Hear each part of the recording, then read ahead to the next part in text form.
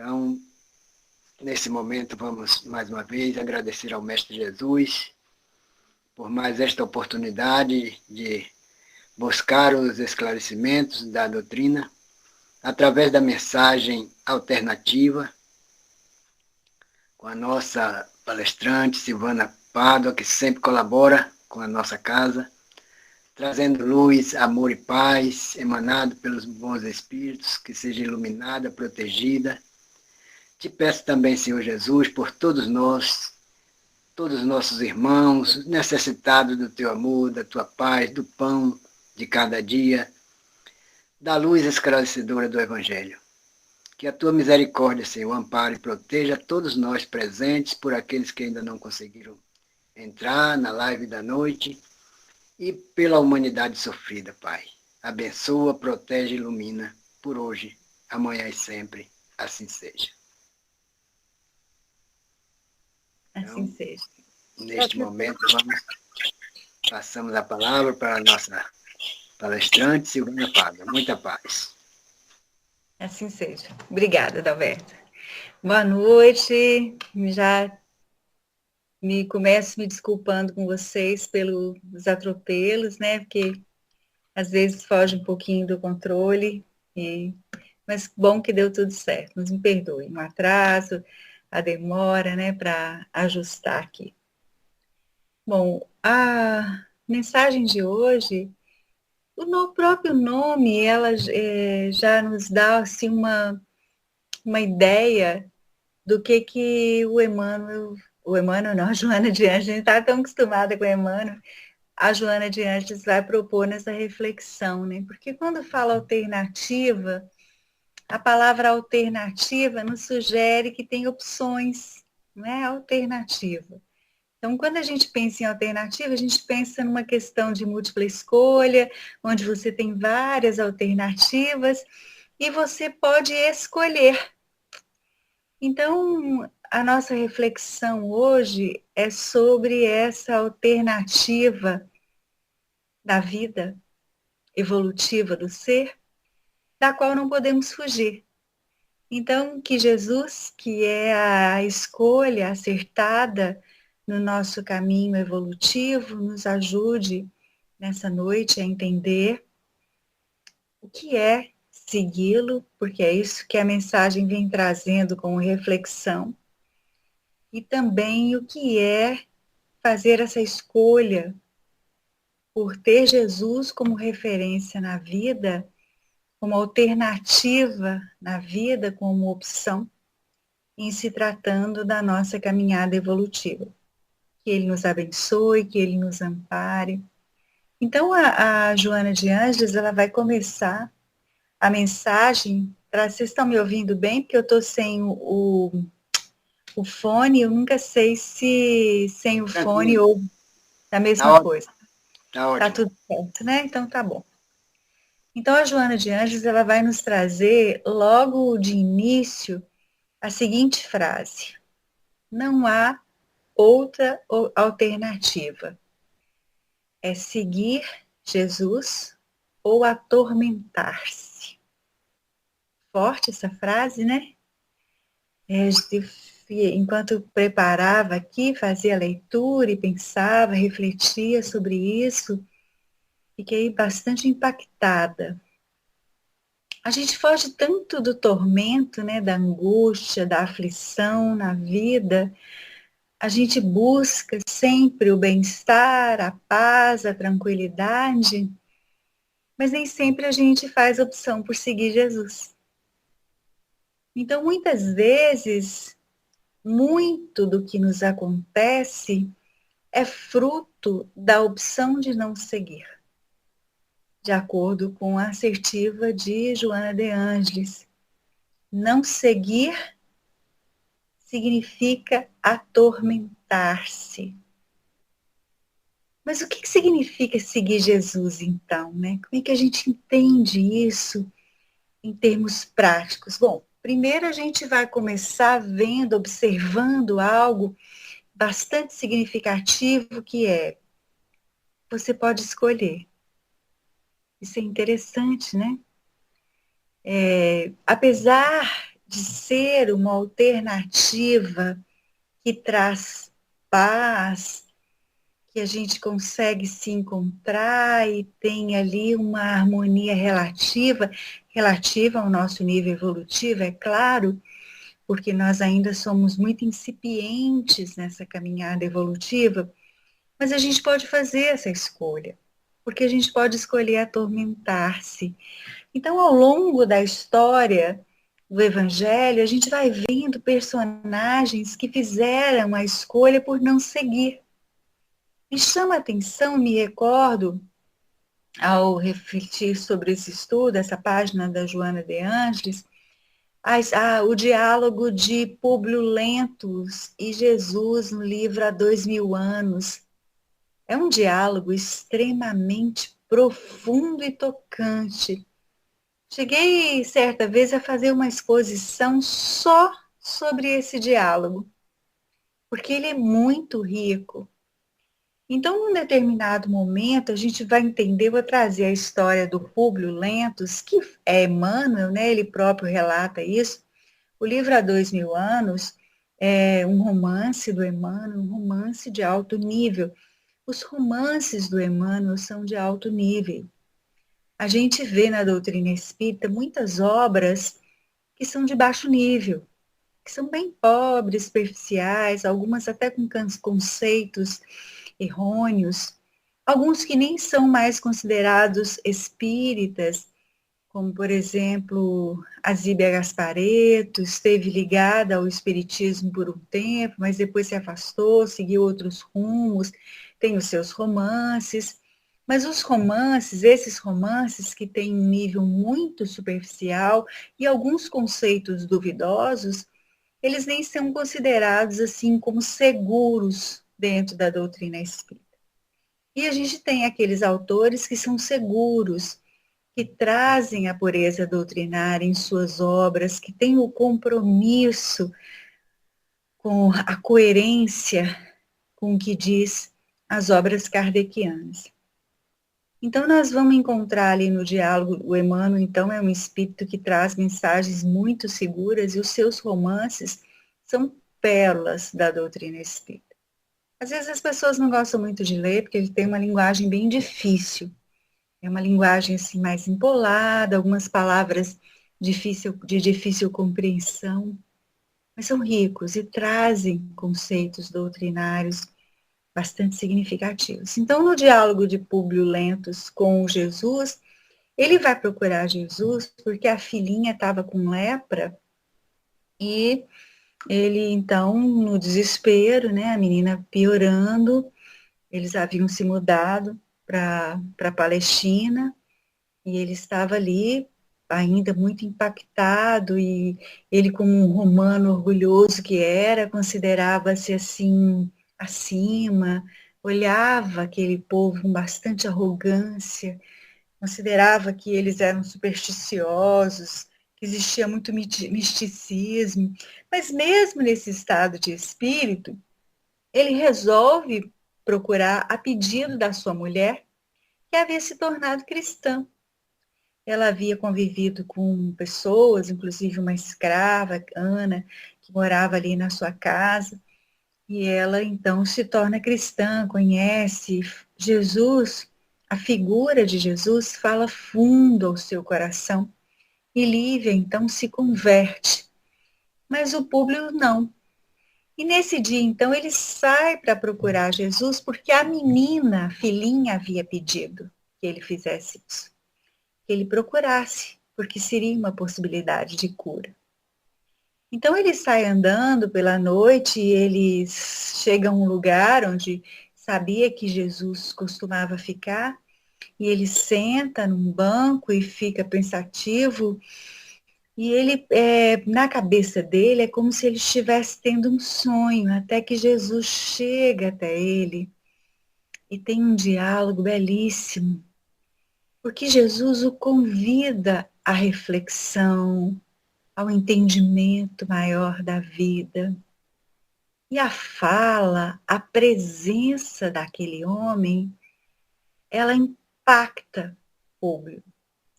Mesmo porque ele respondia aquilo que ele pensava. Porque diante daquela figura elevada, imperiosa, ele se sente emudecido. Ele não consegue falar, tamanho impacto que aquela presença causa no seu ser. Mas, num determinado momento, Jesus diz a ele, olha, você pode compreender tudo isso que eu estou te falando agora e modificar completamente o rumo da sua vida, ou você pode negar, seguir, vai passar por uma série de experiências, até que num determinado momento você vai entrar em contato com essa realidade novamente e você vai compreender o que eu estou te falando. E ele opta por não aceitar. Ele se sente impactado quando a conversa termina, ele volta e ele considera aquilo como se ele estivesse enfeitiçado. Como se Jesus fosse um bruxo, um mago que o tivesse enredado com poções milagrosas, poções que tiraram o uso da sua razão. E ele então faz a opção por não considerar, inclusive, quando ele chega em casa e vê a filhinha curada, ele não atribui a Jesus a cura dela. Ele acredita que aquilo é uma coincidência, que a menina foi curada por médicos. Então ele fez a escolha dele. É importante a gente destacar que Públio poderia ter mudado o rumo da história de Jesus, porque ele era o representante de César ali, naquele local. E ele então tinha autoridade, ele era a maior autoridade romana, ele tinha um anel de César. E ele podia ter intervido e dito, não vai passar por esse processo de sofrimento, de crucificação, e ele não fez nada. Então, ele vai retomar esse caminho a partir de muita dor, de muito tormento.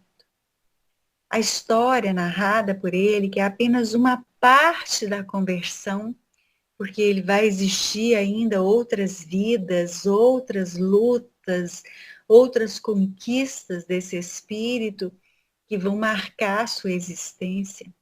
Mas nessa vida em que ele esteve como Públio Lentulus, ele vai ficar cego, ele vai perder o filho já havia sumido, mas ele reencontra, e o filho, que não sabia que ele era o pai, coloca aqueles ferros quentes que usam para marcar gado nos seus olhos. E ele sabia que era o seu filho Marcos, porque quando ele o viu em meio àqueles rebeldes que estavam ali se rebelando contra os romanos e que eram judeus nessa rebelião, ele sabia que aquele era o seu filho, pelo porte, pela característica física e também porque o seu coração dizia isso. Mas o menino, o rapaz, obedece às ordens daquele que ele considerava o seu pai, que foi o homem que o sequestrou. Então a gente vê o grande tormento do Públio Lentulus e a gente entende que ele foi permitido a ele fazer essa escolha, não é? Você quer compreender tudo isso? Você quer compreender o significado, a grandeza da vida? Ou você prefere se atormentar? Ele escolheu se atormentar.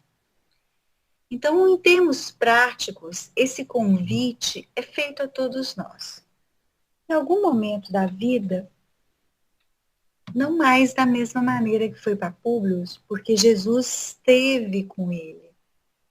No nosso caso, nós não temos mais condição de estar próximos a Jesus. Essa foi uma situação que foi possível viver naquela época, quando ele aqui esteve. Agora, o nosso contato com Jesus, muitas vezes, ele é simbólico, ele está nas entrelinhas, ele nos chega com convites da vida. E esses convites, eles são importantes porque eles nos ajudam a entender a grandeza da vida. eles nos ajudam a entender o que nós estamos fazendo aqui. Então, por que a gente precisa seguir Jesus para não se atormentar, para não viver em tormento, em angústia? Porque ele próprio já disse, eu sou o caminho, a verdade e a vida. Ninguém vem ao Pai senão por mim. Então, como é que é isso? Como é que é esse caminho? Isso quer dizer que a gente vai ter que viver tudo o que ele viveu? Vamos contextualizar. Vamos entender o ensino com um pouco mais de profundidade.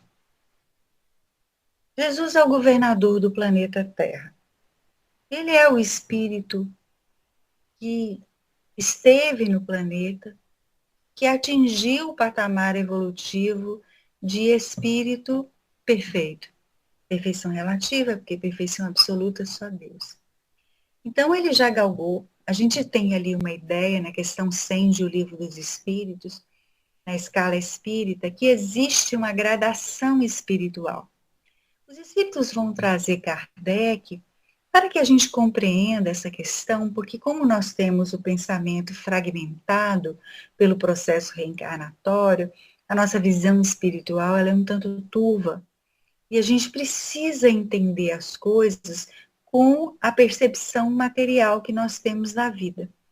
Então, os espíritos vão trazer uma explicação a nível didático que vão nos dizer o seguinte, bom, existem várias gradações, todos partem do mesmo ponto, são criados simples e ignorantes, isto é, sem saber, todos chegam ao mesmo ponto, que é a perfeição relativa, mas entre o princípio de simples e ignorante e a perfeição relativa, que é o final, existem gradações.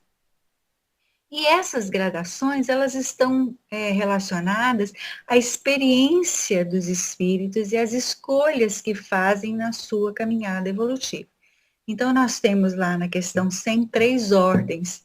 Nós temos a terceira ordem, que abriga os espíritos imperfeitos. E dentro de cada ordem, nós encontramos as classes.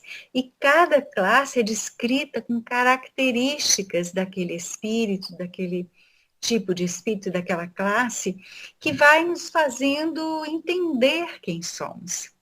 Então, nós temos sete classes dentro da terceira ordem. Temos uma delas que se chama neutros, espíritos neutros. É aqueles que não fazem o bem nem fazem o mal, porque vamos ter outros espíritos zombeteiros, espíritos batedores, aqueles que já são mais maldosos, que ainda trazem o mal muito presente. Bom, o mal todos nós trazemos porque estamos num mundo de provas e expiação, onde há o predomínio do mal. Mas talvez nos encaixemos melhor nos espíritos neutros, que são aqueles que não fazem o bem, mas também não fazem o mal, são mornos. Por isso que Jesus fazia tanta referência ao fato de ser morno, né? Ele dizia que era preciso ser quente ou frio, porque os mornos seriam vomitados, ou seja, seriam colocados à parte. Porque a gente precisa se posicionar na vida. Então, na caminhada evolutiva que estamos empreendendo, estamos aí ainda nessa terceira ordem, nós temos a segunda ordem, que diz respeito aos espíritos, nós vamos encontrar na segunda ordem os espíritos que já têm as classes de sabedoria, os espíritos que são bons, aqueles que já conseguiram compreender um pouco melhor a vida, tem aqueles que são sábios e bons, que tem as duas coisas, uns que desenvolveram mais o sentimento, outros mais o intelecto, e tem aqueles que já desenvolveram os dois. Nós chegamos, então, na primeira ordem, que só tem uma classe.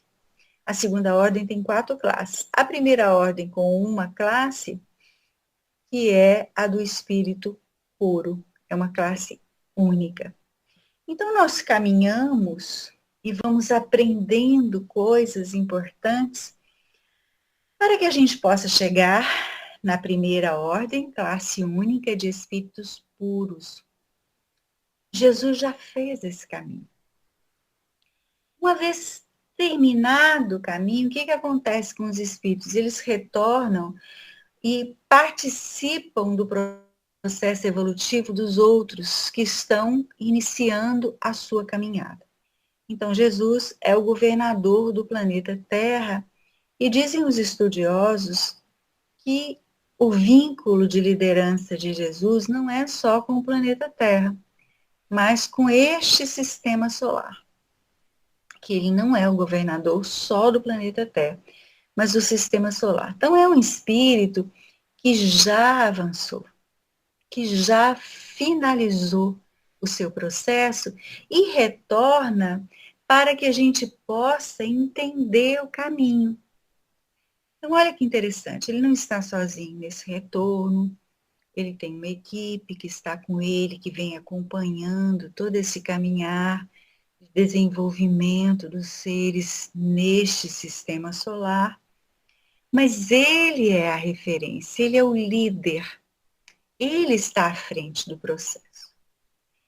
Então, quando ele retorna, não é bem a palavra, porque ele não esteve aqui encarnado, mas quando ele vem ao planeta, a caminhada evolutiva dele não foi feita no planeta Terra, foi feita em outros orbes, em outros mundos. A caminhada evolutiva dele não é recente, ele está bem à nossa frente. Então, ele não retorna ao planeta Terra, ele vem ao planeta Terra para nos ensinar. Então, a proposição de Jesus, de vinda ao planeta Terra, é de dois aspectos. De mestre, aquele que ensina, e de guia, aquele que já conhece o caminho e vem mostrar o que é preciso fazer. Isso não quer dizer que a gente tenha que viver as mesmas experiências que ele. Às vezes o nosso entendimento ele é um pouco fechado e a gente considera que tem que viver as mesmas coisas. Não temos condição de viver as mesmas coisas de Jesus porque estamos muito aquém dele. Mas à medida que ele vive a sua experiência aqui no planeta Terra, ele vai nos apresentando o caminho. Que caminho é esse? Nós vamos encontrar o caminho em várias das suas passagens. E, novamente, repito, ele não está querendo dizer que deva ser exatamente daquela maneira. O que ele está fazendo é sinalizando pontos de grande profundidade que nós precisamos nos atentar, precisamos olhar de outra forma. Às vezes, nós temos dificuldade de entender e de viver o que deveríamos estar vivendo, porque ficamos presos a conceitos materiais, a frases, a palavras, e não são as palavras que vão nos dizer o que é preciso fazer. O que vai nos dizer o que é preciso fazer são as nossas reflexões diante das situações que a vida nos apresenta, tendo como referência o Cristo. O Cristo que, em se tratando de Cristo, porque Jesus é a individualidade, o Cristo é a natureza espiritual. Então, quando nos referimos ao Cristo, estamos falando do potencial divino que habita em nós. Então, não está fora, está dentro. Porque todos nós somos espíritos crísticos, potencialmente críticos. Sede perfeitos, como perfeito é o vosso Pai Celestial, diz Jesus nos de seus ensinamentos. Então, nós trazemos a herança divina em nós e temos potencialmente a possibilidade de nos tornar crísticos, como ele foi. A individualidade, Jesus, é o ser que teve o seu caminho, mas a característica de espírito crístico, ela é acessível a todos nós. Então, vamos ver aqui uma lição importante que inclusive está na mensagem da Joana, e que também está em várias referências do Evangelho, porque Jesus, ele vai repetindo algumas lições que são importantes, que nós precisamos entender.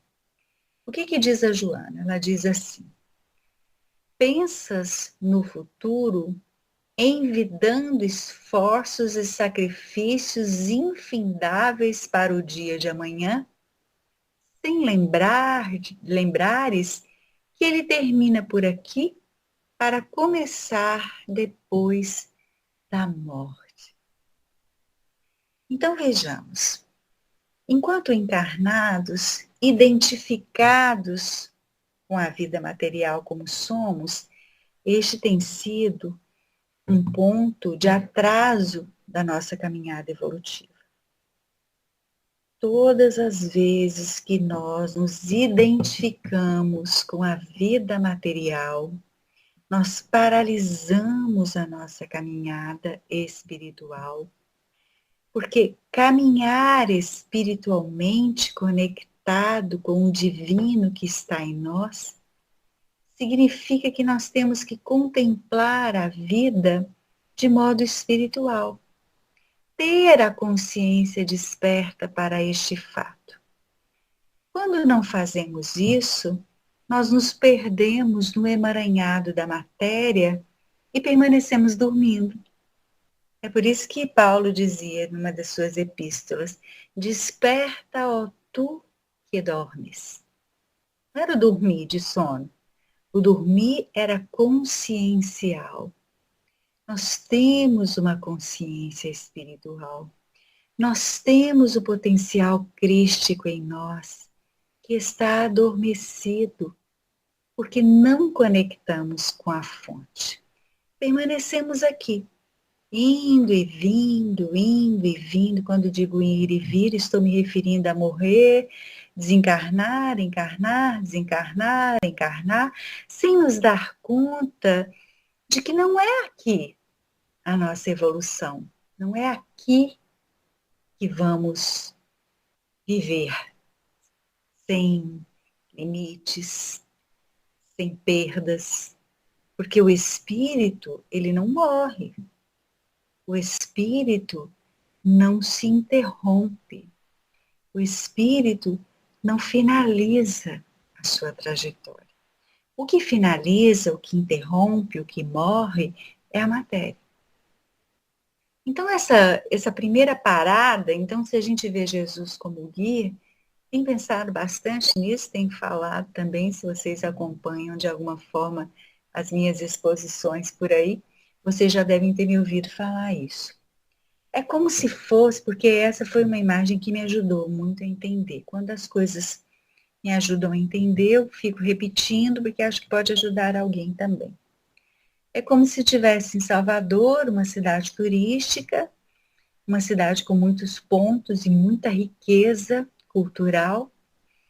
E eu, por exemplo, que não sou daqui, já fui em Salvador várias vezes, em algumas delas, as primeiras, nós solicitávamos a presença de um guia. Então, ali no Pelourinho, o guia ia conosco e ele ia nos apresentando toda aquela riqueza cultural que Salvador tem.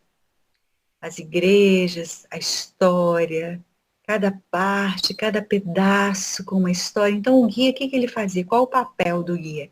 Apresentar aquele lugar, nos falar sobre ele, para que pudéssemos entender a importância daquele lugar na história de Salvador, é óbvio, mas também na nossa própria história.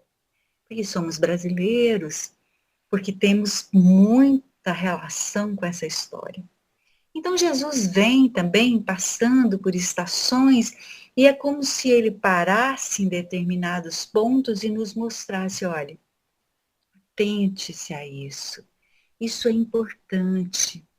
Tem coisas que fazem parte do coletivo.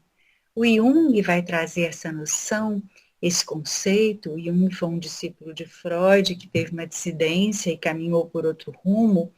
E ele traz bastante conceitos muito ricos acerca do ser em desenvolvimento. É óbvio que ele não trata do Espiritismo, apesar de ser contemporâneo de Leon Denis e muitos outros, mas ele não entra nessa questão, mas ele vai trazer conceitos que reverberam no Espiritismo. Então, um deles é o do inconsciente coletivo. O que significa isso? No dizer do Jung, é algo que faz parte da história de todos os seres, que é comum à vida dos seres que estão vivendo a sua experiência aqui. Então, existe o inconsciente individual, que é de cada um, de acordo com as suas experiências, com as suas vivências. O inconsciente é aquilo que não vem à tona, que está colocado debaixo do tapete ali, porque o ego, que é quem se relaciona com o mundo material, que é a persona, a personalidade, o estar encarnado, não permite que esse inconsciente venha à tona. E nós vamos ter também o inconsciente coletivo, que diz respeito à história dos seres de modo coletivo. Então, quando a gente vai ver os ensinamentos de Jesus, ele está falando para este ser coletivo. Por que ele está falando para o ser coletivo? Porque são experiências que dizem respeito à vida de todos os seres. São necessidades que todos nós temos na vida. Então, nessa parada que a Joana traz aqui com relação ao futuro, a gente fica pensando, bom, a gente reencarna, identificado com a matéria, e uma das nossas grandes inquietações é o futuro.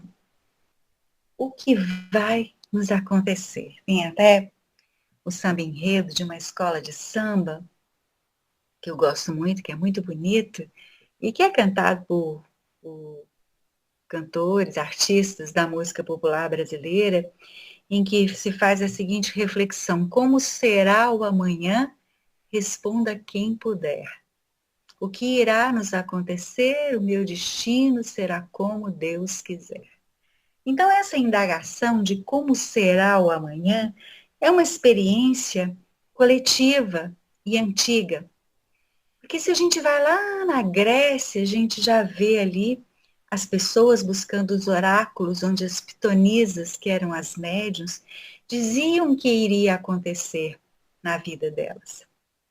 E a gente caminhou por essa estrada e chegamos hoje aqui, nós temos os orixás, os búzios, leitura de mão e várias coisas em que as pessoas buscam. O que vai, leitura de tarô, de cartas, o que vai nos acontecer? Essa é a grande inquietação.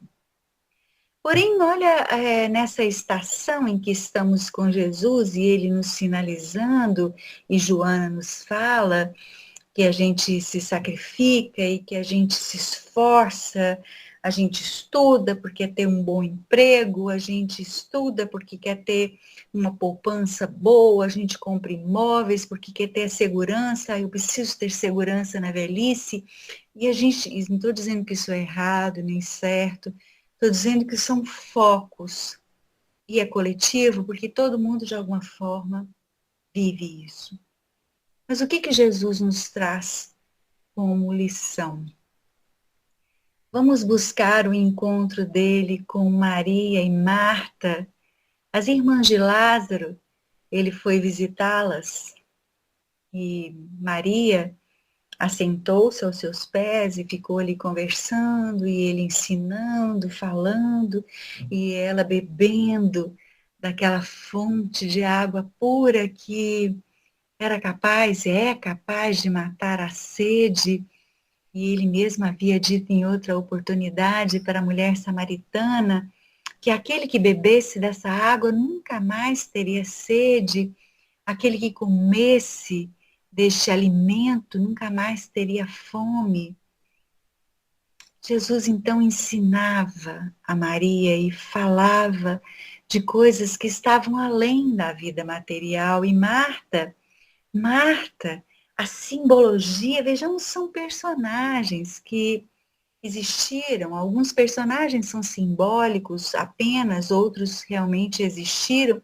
As irmãs, As irmãs de Lázaro, que eram amigas de Jesus, elas realmente existiram, há relatos, mas o fato de terem existido não tira o perfil simbólico, o psiquismo de Marta está presente em nós outros.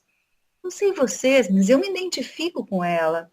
Eu fico imaginando recebendo uma visita na minha casa e uma irmã ou alguém bem próximo ali conversando enquanto corro para lá, corro para cá, arrumo a mesa, vejo a comida, os preparativos para que tudo esteja muito bem organizado e preparado. E Marta vira-se para Jesus e diz: Senhor, por favor, peça a Maria para me ajudar. Estou aqui atarefada, correndo, afobada, para que tudo saia da melhor maneira para uma visita tão ilustre quanto o Senhor. E Jesus diz a ela, nessa estação, nessa referência, como se estivesse mostrando algo importante que precisamos aprender, ele diz: Marta, Marta, andas inquieta com tantas coisas, quando Maria escolheu a melhor parte, aquela que não lhe será tirada. Então, às vezes, a gente passa a vida a nos preocupar, a nos ocupar com coisas que não fazem nenhum sentido para a nossa história espiritual. No entanto, ali estava a lição. A melhor parte é aquela que alimenta o espírito. Como fazemos isso no nosso dia a dia? Como estamos alimentando o espírito? O que tem ocupado o nosso pensamento, o nosso sentimento? O que tem nos inquietado, nos angustiado, nos atormentado? Joana de Ângeles nos traz no início dessa mensagem a alternativa: seguir Jesus ou se atormentar. Seguir Jesus significa conectar com apenas uma coisa, a melhor parte, que é aquela que diz respeito à vida do espírito. Ah, mas Silvana, como é que a gente vai fazer? A gente precisa viver. Temos que trabalhar e temos que fazer as coisas, é organizar a casa, é filho, é vida, é trabalho. A vida nos convida, sim, isso é muito importante. O processo evolutivo, ele ocorre na matéria. O espírito, para evoluir, ele tem que estar na matéria. Na reticidade, que é o intervalo entre uma encarnação e outra, não há evolução consolidada, há o aprendizado, mas a evolução consolidada só na matéria. Porque é aqui nos desafios da vida material que nós crescemos. Então, eles são importantes, sim. O trabalho, os filhos, a organização da casa, a estrutura do lar. A questão é, com que estamos nos identificando? O que tem sido, o que tem ocupado o nosso coração, o nosso pensamento? O que nos inquieta? O que nos aflige? O que nos traz esperança, contentamento? Este é o ponto. Este é o ponto que o nosso guia está sinalizando. E a Joana de Ângeles, na sua mensagem, está trazendo como possibilidade de reflexão. O segundo ponto que a Joana de Ângeles traz tem muita ligação com esse, porque, na verdade, ela vai passar todo o trecho falando sobre isso. Ela retira lições de várias obras, né, e vai fazer ali um colar de pérolas bem significativos. O segundo, ela vai nos trazer: amanhã farás o que hoje não conseguires. Amanhã é medida de tempo que chegará ao âmago das tuas horas. começa agora esse amanhã que há nelas e envida todos os esforços para triunfar. Espera pelo amanhã, quando o teu dia se te apresente sombrio e apavorante. Amanhã o sol será o mesmo mensageiro da luz, mas as circunstâncias, as pessoas, coisas estarão diferentes e tu também. Olha que coisa mais linda.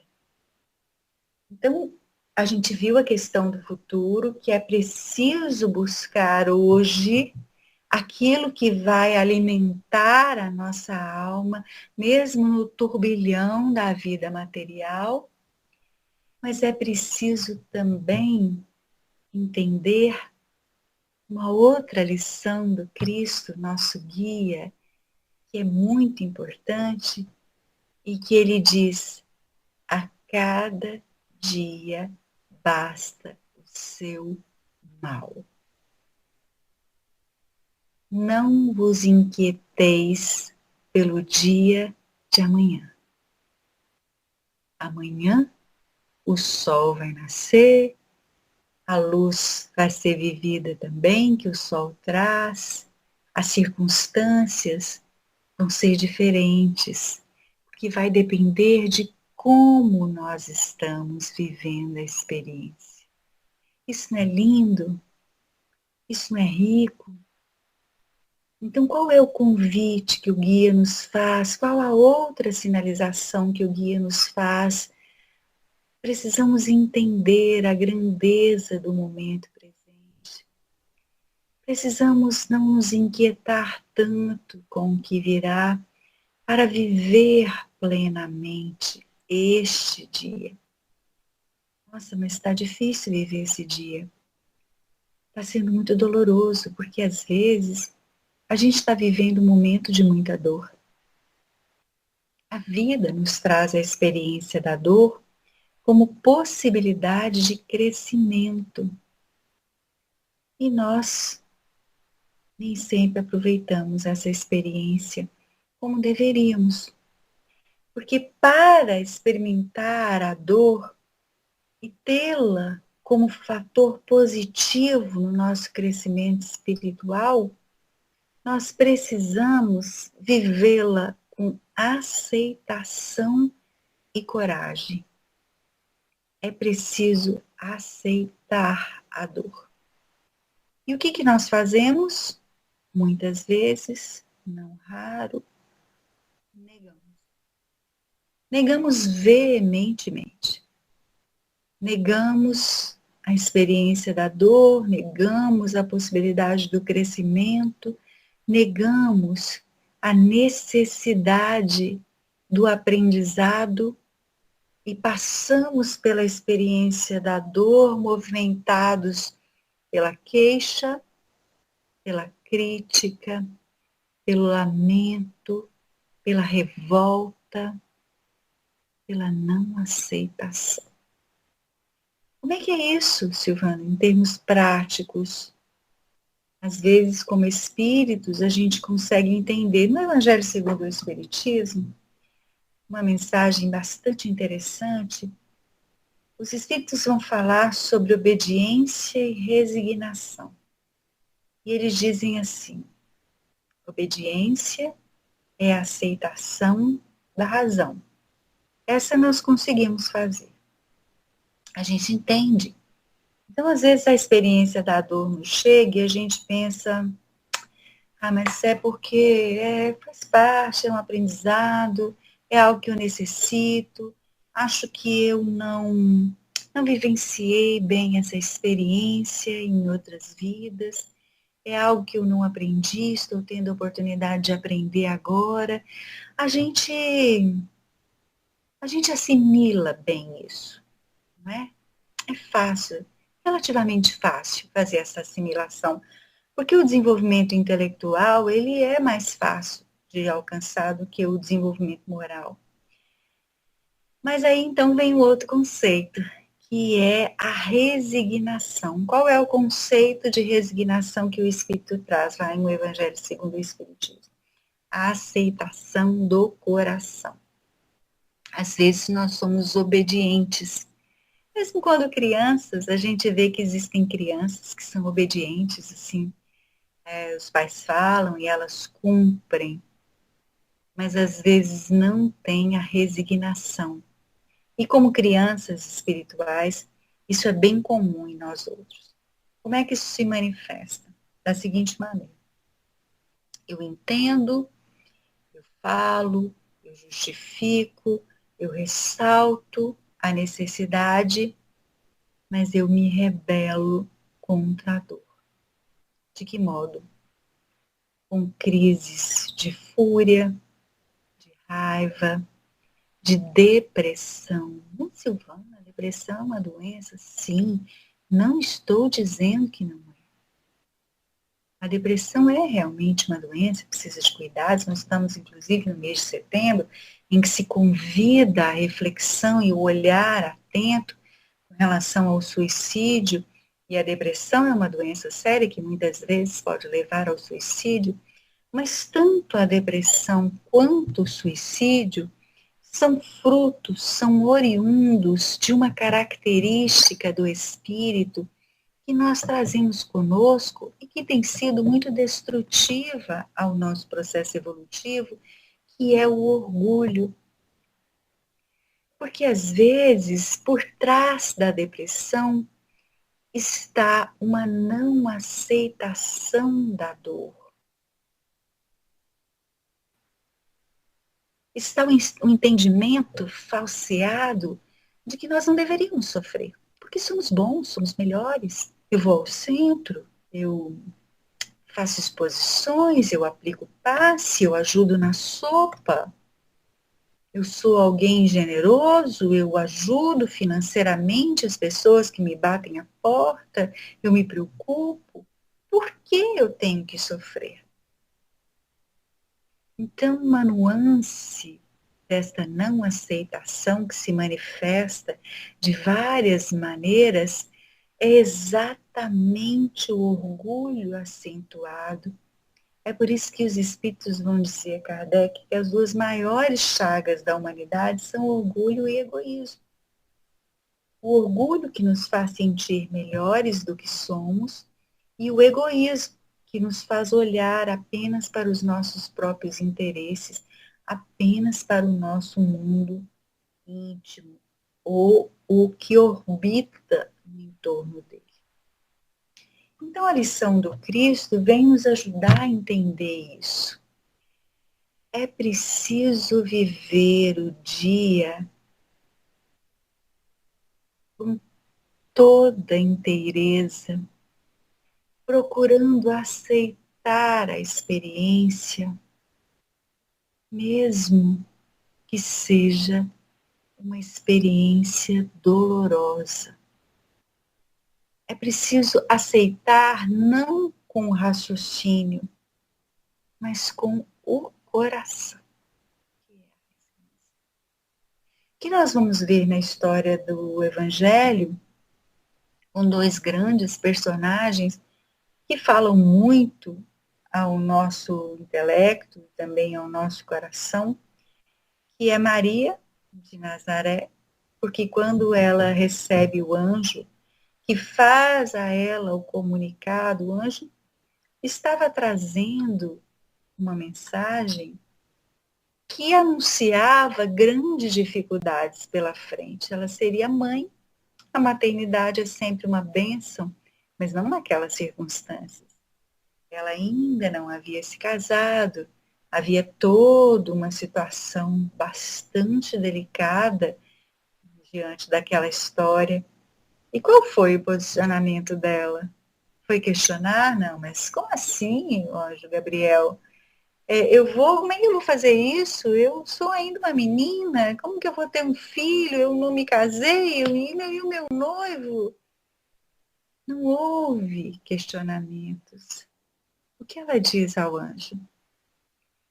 Eis aqui tua serva, Senhor, que seja feita a tua vontade. Este é o perfil da aceitação, da resignação. Não há questionamentos, não há racionalização, não há julgamento. É isso que eu preciso fazer? Então, eis aqui sua serva. Quando a gente começa a viver isso, esta vivência vai fazendo com que se quebre muitas coisas e a gente vai entendendo aquilo que o nosso guia está sinalizando que é preciso fazer. O que ele sinaliza é exatamente isso. É que precisamos, para chegar ao Pai, precisamos entender, aceitar com o coração. Obedecer é importante, mas também resignar-se, aceitar. Não há por que se debater, não há por que se condoer. É a necessidade. E a necessidade, ela não é fruto do castigo, não. Ela é fruto da oportunidade. Porque Deus é Pai, é bom, é justo. E Ele socorre as nossas necessidades, nos oportunizando experiências para que a gente possa reformular aquilo que nós estamos construindo e estamos escrevendo de modo errôneo. O outro personagem da história do Evangelho que deixa bastante forte essa característica da resignação é Paulo. Quem era Paulo? Paulo era um homem orgulhoso, extremamente orgulhoso. Ele era tão orgulhoso que ele se afastou da sua amada Abigail, que era sua noiva, em função de saber que ela era irmã do Estevão, que era alguém que ele odiava, porque falava do Cristo. E a partir de então ele começa a perseguir os cristãos.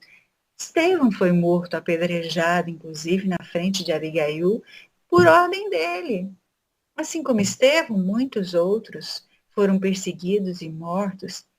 Mas ele não fazia isso à toa, ele fazia isso porque aquilo era o que ele acreditava.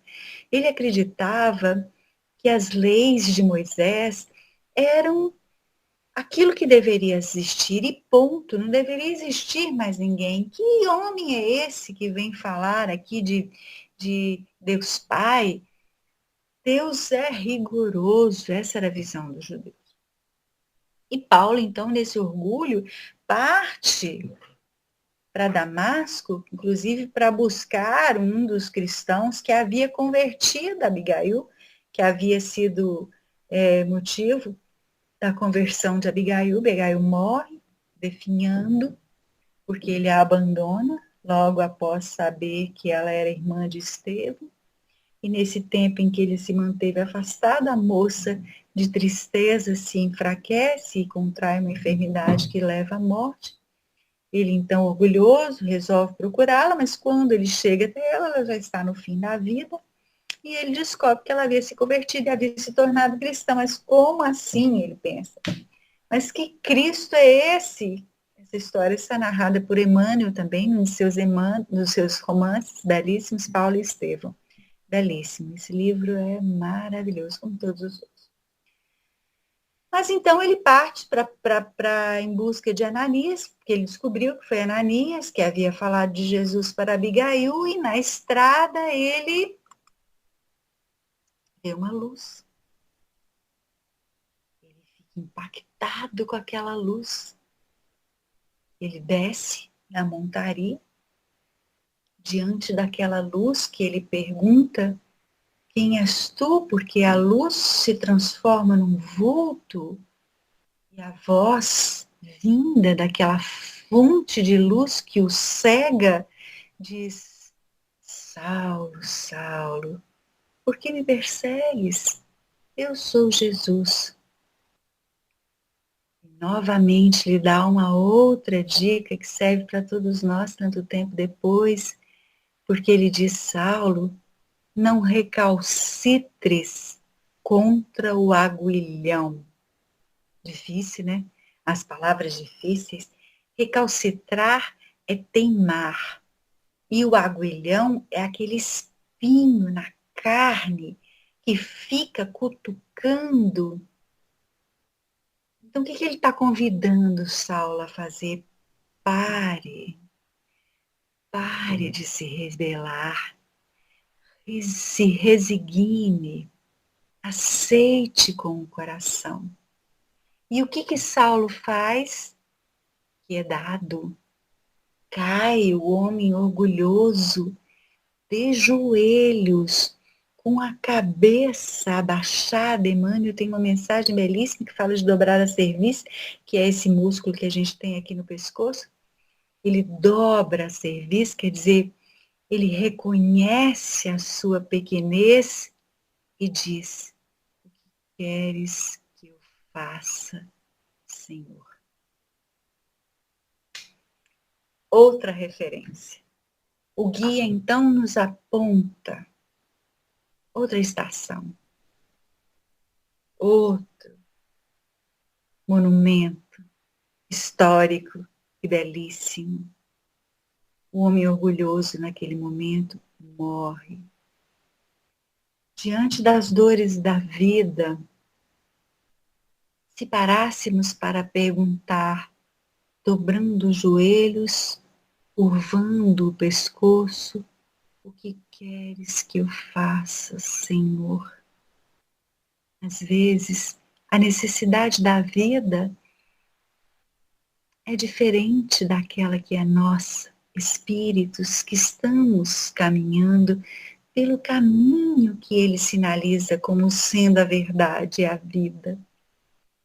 Nós não entendemos e nos rebelamos quando, na verdade, deveríamos dizer: que queres que eu faça, Senhor? Para fazer isso, meus queridos, no adiantado da hora já estamos, finalizamos com a frase final da Joana de Ângeles, que diz: Jesus é o teu divisor de águas. Antes de Jesus, internamente falando.